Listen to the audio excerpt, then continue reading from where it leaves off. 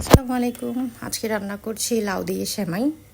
অনেকেই এটার সাথে পরিচিত আছেন। আমি লাউয়ের সেমাইয়ের সাথে একটু সাবুদানা মিক্স করে রান্না করতেই পছন্দ করি, তাই এভাবে করছি। এই যে লাউগুলা কুচি করে নিয়ে এটাকে সেদ্ধ করে নামিয়ে নিয়েছি। এই ফাঁকে একটা প্যানের মধ্যে দিয়ে দিলাম ঘি, দারচিনি, এলাচি, তেজপাতা দিয়ে ওখানের মধ্যে সেদ্ধ করে রাখা সেমাইগুলো দিয়ে ভালো করে একটু নেড়ে চেড়ে হালকা আছে ভেজে আমি জাস্ট এটাকে তুলে নিয়েছি।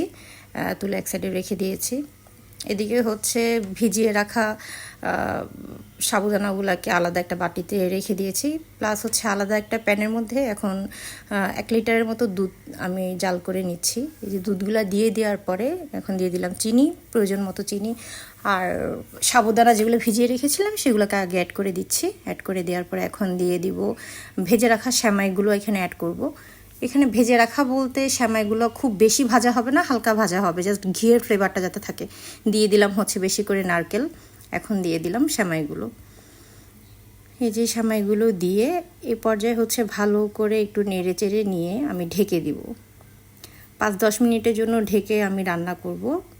রান্না শেষ হলে ঢাকনাটা তুলে এই ফাঁকে এখানে অ্যাড করে দিব প্রয়োজন মতো কিশমিশ অ্যাড করার পরে এখানে যে যতটুকু পছন্দ করেন গুঁড়ো দুধটা অ্যাড করবেন। গুঁড়ো দুধটা অ্যাড করলে হয় কি একটা ঘন টেক্সচার আসে এবং খেতে খুবই মজা লাগে।